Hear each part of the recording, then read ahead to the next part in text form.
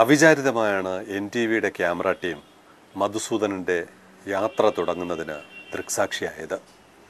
ഏകദേശം ഒരു മാസം മുമ്പ് തിരുവനന്തപുരത്ത് നിന്നും നമ്മുടെ മന്ത്രി KB ഗണേഷ് കുമാർ ഉദ്ഘാടനം ചെയ്ത മധുസൂദനൻ്റെ രാജ്യം മുഴുവനുമുള്ളൊരു യാത്ര ഇന്ത്യയുടെ പല ഭാഗങ്ങൾ സഞ്ചരിച്ച് പഞ്ചാബിലും ഗുജറാത്തിലും മഹാരാഷ്ട്രയിലും പ്രത്യേകിച്ചും വന സംരക്ഷണത്തിൻ്റെ സേഫ് ഫോറസ്റ്റ് എന്നുള്ള മുദ്രാവാക്യം ഉയർത്തിയാണ് മധുസൂദനൻ എന്ന റിട്ടയർഡ് എഞ്ചിനീയർ KSEBയിൽ നിന്നും റിട്ടയർ ചെയ്ത മധുസൂദനൻ ഒരു യാത്രയ്ക്ക് തുടക്കം കുറിച്ചത്. യാത്ര ഇന്ന് തിരുവനന്തപുരത്ത് അവസാനിക്കുകയാണ്. അദ്ദേഹം നേരെ യാത്ര അവസാനിച്ച ഉടനെ തന്നെ NTVയുടെ ക്യാമറയ്ക്ക് മുന്നിലെത്തുകയായിരുന്നു. കൂടുതൽ കാര്യങ്ങൾ മധുസൂദനൻ സംസാരിക്കും. സാർ, ഞങ്ങൾ സാർ ഇവിടുന്ന് പുറപ്പെടുമ്പോൾ നമ്മുടെ ക്യാമറ ടീം സ്റ്റാച്യൂവിലുണ്ടായിരുന്നു.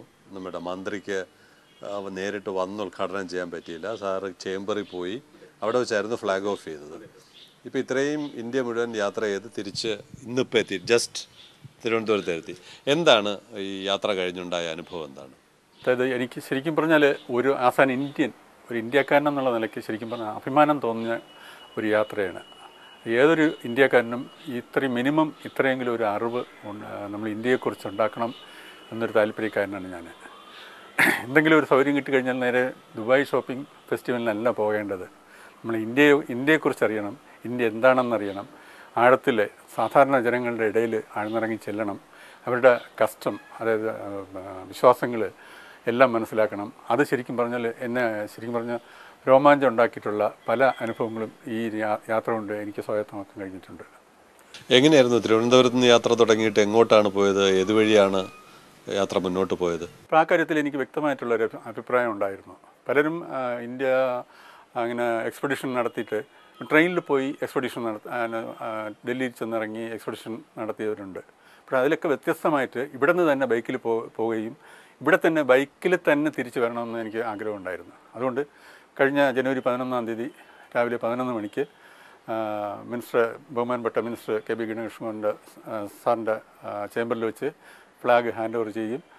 ഇവിടെ നിന്ന് നേരെ കന്യാകുമാരിക്ക് പോകും. പിറ്റേന്ന് രാവിലെ കന്യാകുമാരി ബാംഗ്ലൂർ. അതായിരുന്നു എൻ്റെ ഈ റൈഡിലെ ഏറ്റവും ദൈർഘ്യമേറിയ ദൂരം. അതായത് 687 കിലോമീറ്റർ ഒരു ദിവസം കൊണ്ട്, ഒരു പകൽ കൊണ്ട്. രാവിലെ 5 മണിക്ക് തിരിച്ചു, വൈകുന്നേരം 7:30 ഞാൻ ബാംഗ്ലൂരെത്തി. 687 കിലോമീറ്റർ ഞാൻ താണ്ടി ഒരു ദിവസം. പിന്നെ ബാക്കിയൊക്കെ 500 കിലോമീറ്റർ താണ്ടിയ ദിവസമുണ്ട്. പിന്നെ വളരെ കുറച്ച് 200 കിലോമീറ്റർ താണ്ടിയ ദിവസമുണ്ട്.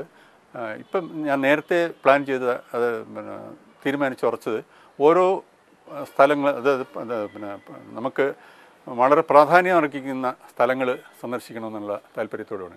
അതിൽ ഏറ്റവും മുൻപന്തിയിൽ എൻ്റെ ജീവിതത്തിൽ തന്നെ ജീവിത അഭിലാഷം തന്നെ ജാലിയൻ വാലാബാഗ് സന്ദർശിക്കണമെന്നുള്ള ആഗ്രഹത്തോടു കൂടിയാണ് പോയത്. അതിൽ ശരിക്കും പറഞ്ഞാൽ 100% ഞാൻ കൃതാർത്ഥനാണ്. അവരുടെ ഒരു ആ ഭൂമിയോടുള്ള അവരുടെ ബാധ്യത, അതായത് ഒരു പ്രതിബദ്ധതയും ഒക്കെ കണ്ട് ശരിക്കും പറഞ്ഞ രോമാഞ്ചം ഉണ്ടായിപ്പോയി. ദിവസവും ജോലിക്ക് പോകുന്നവർ റോഡിൽ വന്ന് തറ തൊട്ട് തൊഴുത് പ്രാർത്ഥിച്ചിട്ടാണ് പോകുന്നത്. എൻ്റെ ജീവിതത്തിലെ ഏറ്റവും വലിയ ആഗ്രഹം എന്ന് പറഞ്ഞാൽ ജാലിയൻ വാലാബാഗ് സന്ദർശിക്കുക എന്നുള്ള. സ്വാതന്ത്ര്യ സമരവുമായിട്ട് ബന്ധപ്പെട്ട് ഒരുപാട് സംഭവവികാസങ്ങൾ ഉണ്ടായിട്ടുള്ള ഒരു സ്ഥലമാണ് ജാലിയൻ വാലാബാഗ്. പക്ഷേ അവിടെ ചെന്നപ്പോഴത്തേക്ക് ശരിക്കും പറഞ്ഞാൽ എൻ്റെ മനസ്സിൽ തന്നെ കുളിര് കോരിയ അനുഭവങ്ങളാണ് എനിക്ക് ഉണ്ടായിട്ടുള്ളത്. അവിടെ ഡെയിലി, അതായത് അന്നന്നത്തെ അന്നത്തിന് പോകുന്നവർ വന്ന് ആ ഭൂമിയിൽ വന്ന് തൊട്ട് തൊഴുത് പ്രാർത്ഥിച്ചിട്ടാണ് പോകുന്നത് കണ്ടത്. അത് കണ്ടപ്പോഴത്തേക്ക് അവരുടെ കാല് തൊട്ട് വന്നിക്കണമെന്ന് മനസ്സാൽ ഞാൻ അവരുടെ കാല് തൊട്ട് വന്നിക്കുകയായിരുന്നു. കാരണം ഇത്രയും, അതായത് നന്ദിയോടെ നമുക്ക് വേണ്ടി പൊരുതി ജീവൻ കളഞ്ഞിട്ടുള്ള ആൾക്കാരുടെ ആത്മാവിന് വേണ്ടി ഇത്രയും നന്ദിയോടുകൂടി പെരുമാറുന്ന അവരെ കണ്ടിട്ട് ശരിക്കും പറഞ്ഞാൽ ഉള്ളിൻ്റെ ഉള്ളിൽ കുളിര് കോരി പോയി. അതായിരുന്നു ശരിക്കും പറഞ്ഞാൽ എൻ്റെ ഇതിൽ ഏറ്റവും ഹൈലൈറ്റ് ചെയ്ത് എൻ്റെ മനസ്സിലേക്ക് അനുഭവിച്ചിട്ടുള്ള ഏറ്റവും വലിയൊരു അനുഭവം തന്നെയാണ് അത്.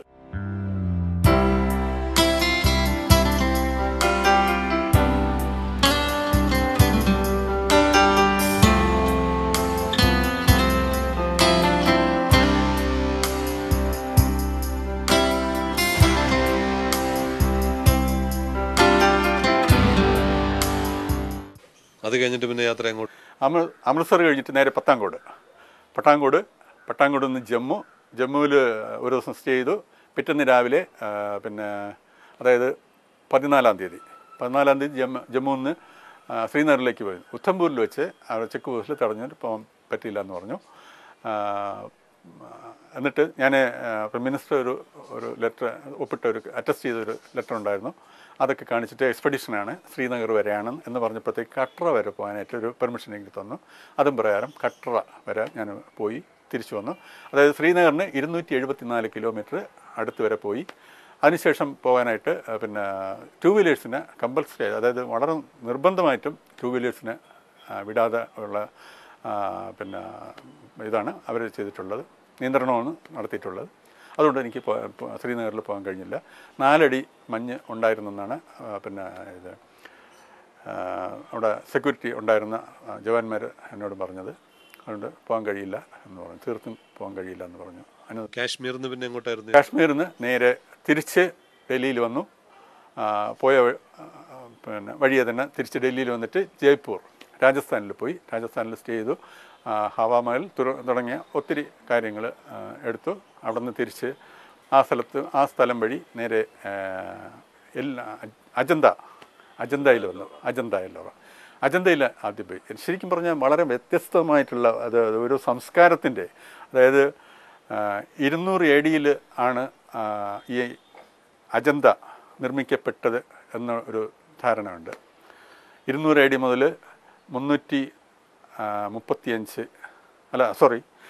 200 BC മുതൽ 335 AD വരെ ഇതിൻ്റെ കൺസ്ട്രക്ഷൻ പീരീഡ് പറയുന്നുണ്ട്.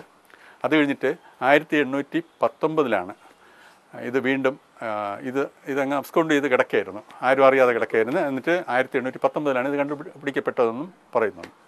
പക്ഷേ അത് കണ്ടപ്പോഴത്തേക്ക് അത് 1-2 പേരുടെ ഒരു അധ്വാന ഫലമല്ല. ശരിക്കും പറഞ്ഞാൽ അത് അന്ന് ജീവിച്ചിരുന്ന ആൾ, അതില്ലെങ്കിൽ അത് ക്രിയേറ്റ് ചെയ്ത ആൾക്കാരുടെ അഗാധമായിട്ടുള്ള അറിവ് ആണ് അത് വെളിച്ചത്തിൽ കൊണ്ടുവരുന്നത്. ഒരു താജ്മഹൽ ഓക്കെ, അത് മനോഹരമായിട്ടുള്ള ഒരു ശില്പം തന്നെയാണ്. പക്ഷേ അതിൽ ഒരു കല്ലെടുത്ത് വയ്ക്കുമ്പോഴത്തേക്ക് ഒരു സെക്കൻഡ് ഓപ്ഷനുണ്ട്. ഒരു കല്ല് ഭംഗിയായില്ല എങ്കിൽ മറ്റൊരു കല്ല് വയ്ക്കാൻ ഒരു ഓപ്ഷനുണ്ട്. പക്ഷേ ഇതിൽ കംപ്ലീറ്റ് ഈ അജന്തയെ സംബന്ധിച്ച് കംപ്ലീറ്റ് എക്സവേഷനാണ്. ഒരു എക്സ്കവേറ്റ് ചെയ്ത് കളഞ്ഞാണ് ഉണ്ടാക്കുന്നത്. പക്ഷേ അതിൽ ചെയ്തിട്ടുള്ള, അതായത് പിന്നെ അതിൽ കൺസ്ട്രക്റ്റ് ചെയ്തിട്ടുള്ള കാര്യങ്ങൾ, അത് നമ്മൾ കാലേകൂട്ടി മനസ്സിൽ ഐഡിയ ഉണ്ടെങ്കിൽ അങ്ങനെ ഒരു ചെയ്യാൻ പറ്റുള്ളൂ. ഒരു എഞ്ചിനീയർ എന്നുള്ള നിലയ്ക്ക് ശരിക്കും പറഞ്ഞാൽ നമ്മൾ പ്രീ പ്ലാൻഡ് ആയിരിക്കണം ആ കാര്യത്തിൽ. അതിൽ വളരെ അഗാധമായ പാണ്ഡിത്യം ഉള്ളവരാണ് ശരിക്കും പറഞ്ഞാൽ അത് ചെയ്തിട്ടുള്ളത്. പിന്നെ അത് കഴിഞ്ഞിട്ട് നമ്മുടെ തെക്കേ ഇന്ത്യയിലോട്ട് നമ്മുടെ പിന്നെ ആരാധിച്ചു വന്ന ധർമ്മശാസ്താവ്, അതായത് പൂർണ്ണയും പുഷ്കലയും 2 സൈഡിൽ, അതായത് ധർമ്മശാസ്താവിന് 2 തോഴിമാരുണ്ട്, പൂർണ്ണയും പുഷ്കലയും. ഒരു കാലിൽ ബാൻഡുണ്ട്. അപ്പോൾ ഈ ധർമ്മശാസ്താവിൻ്റെ രൂപം അവിടെ കൊത്തിവെച്ച് ഫോട്ടോ ഞാൻ എടുത്തിട്ടുണ്ട്. അതും ഉണ്ടായിരുന്നു. അപ്പോൾ അത് ശരിക്കും പറഞ്ഞാൽ തെളിയിക്കപ്പെടുന്നത് അവരുടെ പാണ്ഡിത്യമാണ്. അത് ഒരു സ്പിരിച്വൽ ആ വിശ്വാസത്തിൽ ഒരു തെക്കേ ഇന്ത്യക്കാരിൽ ഉണ്ടായിട്ടുള്ള ആ വിശ്വാസങ്ങളെ, ആ രൂപങ്ങൾ അവർ ആ സമയത്ത് അവിടെ കൊത്തിവെച്ചിട്ടുണ്ട്. അപ്പോൾ അവരുടെ പാണ്ഡിത്യം നമുക്ക് ശരിക്കും പറഞ്ഞാൽ നമുക്കൊന്നും ഒരു ഊഹിക്കാൻ പോലും കഴിയാത്ത രീതിയിൽ അത്രയോ അഗാധമായ പാണ്ഡിത്യമുള്ളവരാണ് അത് ചെയ്തിട്ടുള്ളതെന്നാണ്.